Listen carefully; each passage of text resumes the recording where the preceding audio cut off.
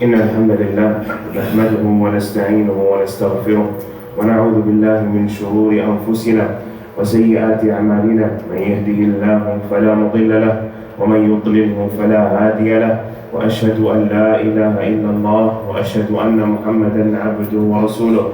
يا أيها الذين آمنوا اتقوا الله حق تقاته ولا تموتن إلا وأنتم مسلمون. يا أيها الناس اتقوا ربكم الذي خلقكم من نفس واحدة وخلق منها زوجها وبث منهما رجالا كثيرا ونساء، واتقوا الله الذي تساءلون به والأرحام إن الله كان عليكم رقيبا. يا أيها الذين آمنوا اتقوا الله وقولوا قولا سديدا يصلح لكم أعمالكم ويغفر لكم ذنوبكم، ومن يطع الله ورسوله فقد فاز فوزا عظيما. أما بعد، فإن أصدق الحديث كتاب الله، وخير الهدي هدي محمد صلى الله عليه وسلم، وشر الأمور محدثاتها، وكل محدثة بدعة، وكل بدعة ضلالة، وكل ضلالة في النار. ثم أما بعد. Umar radiallahu anhu, who was the second Khalifa of the Muslims after the Prophet sallallahu alaihi wasallam passed away, and the Islamic empire had expanded a lot, and Umar radiallahu anhu had appointed governors and people who would represent the Khilafah in different Muslim cities around the Islamic empire. And Umar radiallahu anhu, out of his sincerity, he would write letters to all his governors to advise them, to counsel them, to check up on them, to make sure everything is going appropriately, everything is going smoothly. If there are any issues that he needs to address, he would continuously and regularly write letters to his governors. In one of his letters to his governors, he started off by saying that the most important thing that concerns me about you, the most important thing, or thing that I'm worried about the most about you, and this thing, if you are fulfilling this thing appropriately, if you are fulfilling this thing and giving it its due and its right, then everything else I am not that worried about. And that thing that you have maintained is a sign that you will maintain everything else. And if you don't maintain this one thing, if you're not consistent, if you don't fulfill the rights of this one thing, then I am worried that you might not fulfill the rights of anything else or everything else, and that you might not be a trustworthy person. And that issue is prayer, the 5 daily prayers primarily. Umar radiallahu anhu said, the most important thing to me is your 5 daily prayers. If you were to maintain and fulfill your 5 daily prayers, then I can trust you that you will maintain and fulfill the rights of everything else. But if you are not consistent on your 5 daily prayers, and you do not fulfill the rights of the 5 daily prayers, then I'm worried that you might not fulfill the rights of everything else. Muslim brothers and sisters, the 5 daily prayers is the second pillar of Islam. Imagine Islam is built on 5 pillars. The first pillar is the testimony, the shahada, that you believe that Allah subhanahu wa ta'ala is one, and you believe that the Prophet sallallahu alaihi wasallam is the last and final messenger.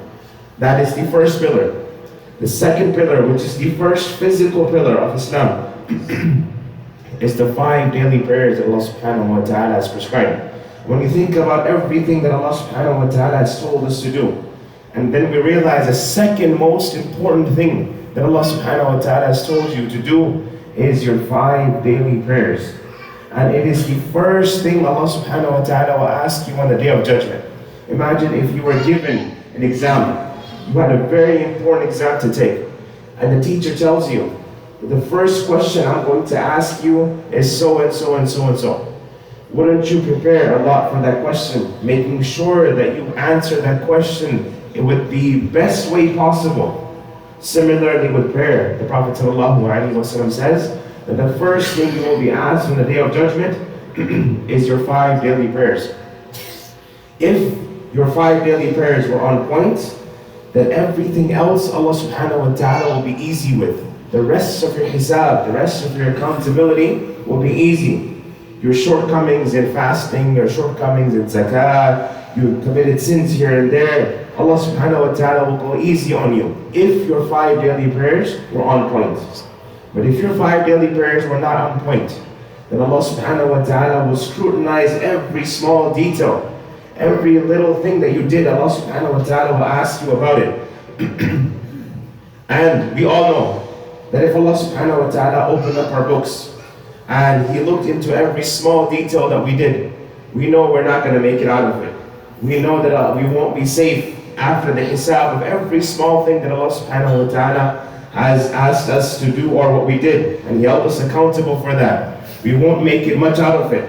And hence, we understand that this prayer, even though it's something that doesn't take too much time, and Shaitan tries to make it seem that it takes too much time from our day, but it comes in very, very heavy on the Day of Judgment. And the absence of it comes in also very heavy on the Day of Judgment. It will show in your records how heavy this will come if you are either fulfilling or not fulfilling these five daily prayers.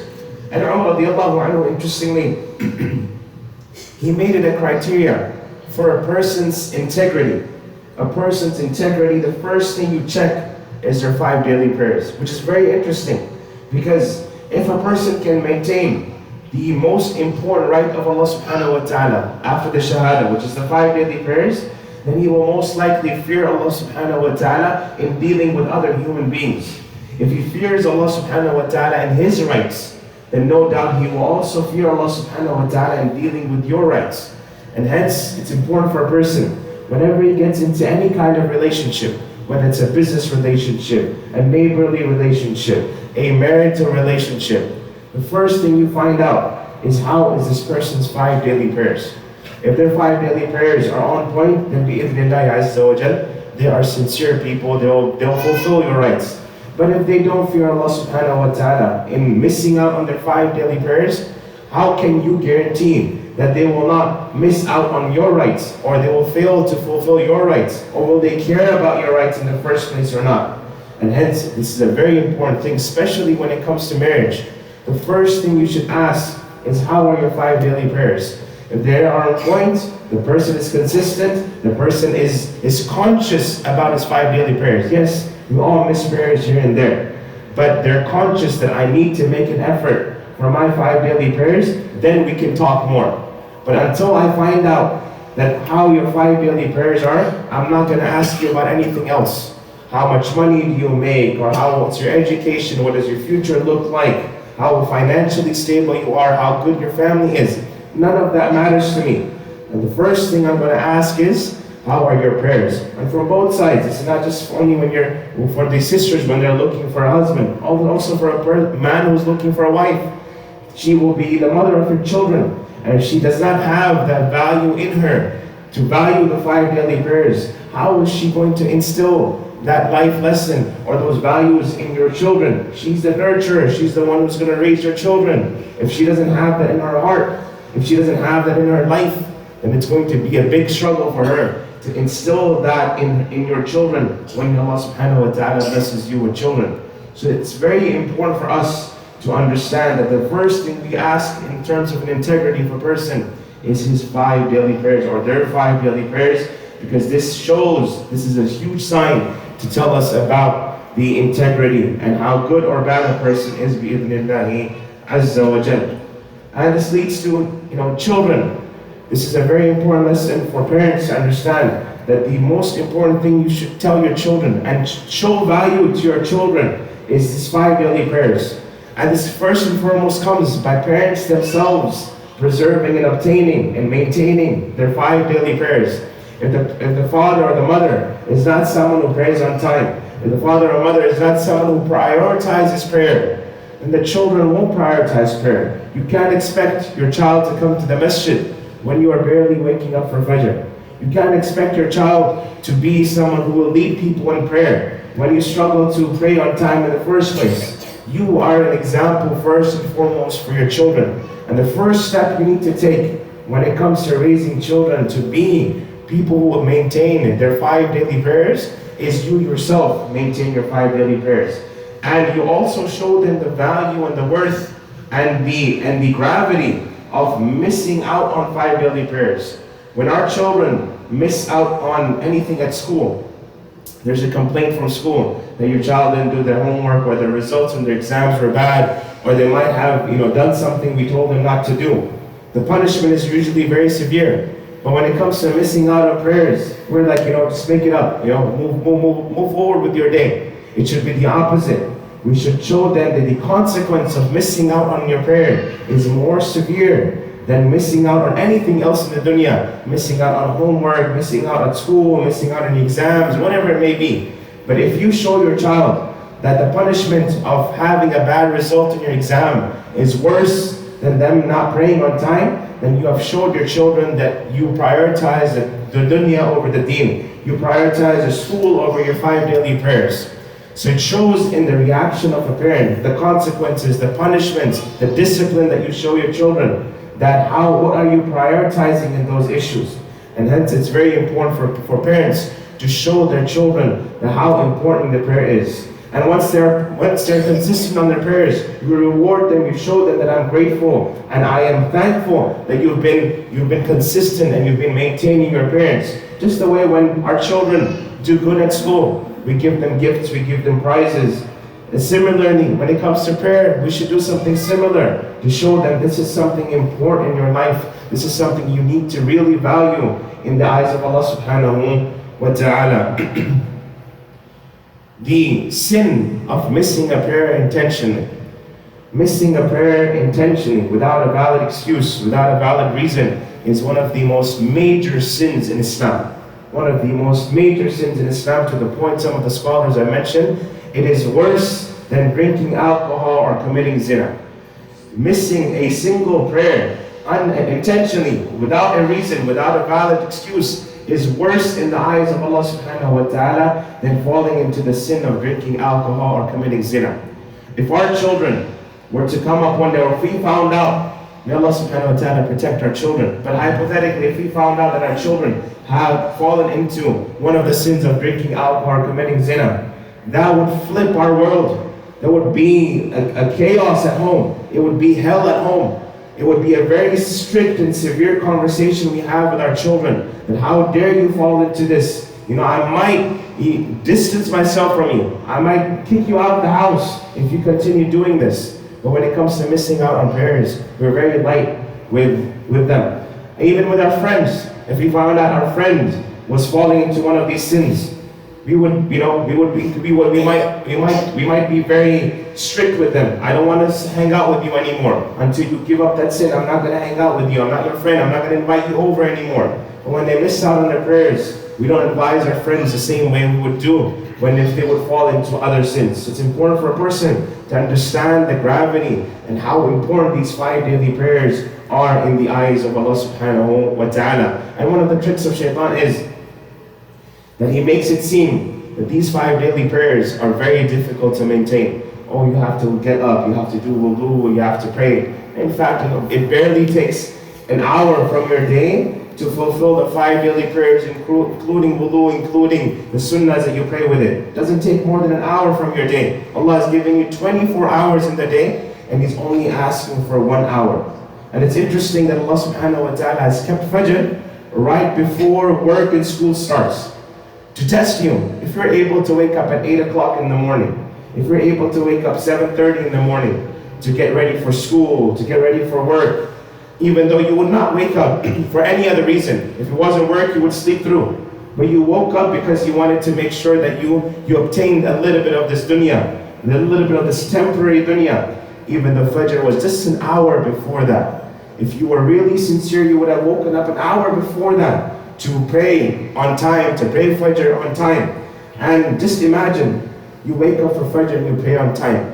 Do you think Allah subhanahu wa ta'ala won't bless you on that day? How do you think Allah subhanahu wa ta'ala will look at your day when you have woken up at a time where the majority of the world is asleep, and you woke up and you prayed? And even better if you came to the masjid. You came to the masjid in the darkness of the morning, the dawn or the pre-dawn, and you came to the masjid when everyone was asleep, and you left and you started your day. How do you think Allah subhanahu wa ta'ala is going to treat you in that day? How do you think Allah subhanahu wa ta'ala is going to bless you? Allah subhanahu wa ta'ala will never let anyone go, will never let anyone down who prays Fajr on time, especially people who come to the masjid. So make sure that you prioritize prayer, especially in this month of Ramadan. If in this month, all you did was pray your 5 daily prayers on time, you never missed a single prayer, and you fasted the month of Ramadan, that is enough of a success in this month. That is enough of a sign that you had a successful Ramadan. Even though you might have missed Tarawih here and there, even though you didn't finish the Quran, when you prayed your 5 daily prayers on time, didn't miss a single prayer, and fasted the entire month, it is enough of a success of this month. So make sure that we prioritize this beautiful aspect of our religion. أقول قولي هذا وأستغفر الله لي ولكم ولسائر المسلمين فاستغفروه إنه هو الغفور الرحيم.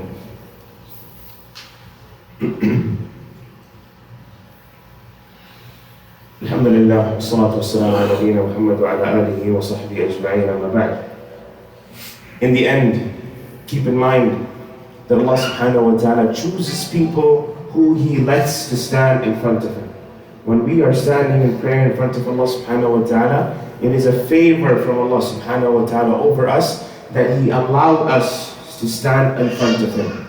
And a person who might have everything in this dunya, but he hasn't been blessed to stand in front of Allah subhanahu wa ta'ala, is at great loss, even though he might have had everything in the dunya. But if he doesn't have the blessing of conversing with Allah subhanahu wa ta'ala, standing in front of Allah subhanahu wa ta'ala, then he is at great loss. But if a person was the opposite, he's struggling in the dunya a lot in terms of his health, his wealth, his family, his social life, his social status, everything he's struggling with. But Allah subhanahu wa ta'ala has guided him and blessed him to pray his 5 daily prayers on time, then he is extremely successful bi'idhnillahi azza wa jal. When you are standing in front of Allah subhanahu wa ta'ala in any prayer, I want you to internalize and have this feeling that Allah allowed me to stand in front of Him. If He didn't want me to stand, if He didn't want to bless me, He wouldn't have allowed me to stand in front of Him. Him allowing me is a huge blessing from Allah subhanahu wa ta'ala. And I want you to feel that, because once we understand this, we will be grateful that we are able to stand in front of Allah subhanahu wa ta'ala and pray and have this conversation and recite His book to Him and recite His words to Him and pray and worship Him bi'idhnillahi azza wa jal. Inna Allah wa malaikatahu yusalluna ala nabi ya ayyuhalladhina amanu sallu alayhi wa sallimu taslima. Allahumma arda an khulafa'i ar-rashidin Abi Bakr wa Umar wa Uthman wa Ali wa an sa'iri ashabi an-nabi ajma'in wa anna ma'ahum bi rahmatika wa mannika wa karamika ya akram al-akramin. اللهم أعز الإسلام والمسلمين، اللهم أذل الشرك والكافرين، اللهم من أرادنا أو أراد الإسلام بسوء فاخذله في نفسه واجعل تدبيره في تدبيره، اللهم أرنا الحق حقا وارزقنا اتباعه وأرنا الباطل باطلا وارزقنا اجتنابه. اللهم انصر إخواننا المستضعفين في كل مكان، اللهم انصر إخواننا المستضعفين في فلسطين، اللهم كن لهم عونا ونصيرا، اللهم تقبل شهداءهم، اللهم داوي جرحاهم، اللهم تقبل منا صيامنا وقيامنا، اللهم تقبل منا صيامنا وقيامنا، اللهم تقبل منا إنك أنت السميع العليم وتب علينا إنك أنت التواب الرحيم. وصل اللهم وسلم على نبينا محمد وعلى آله وصحبه أجمعين. أقم الصلاة.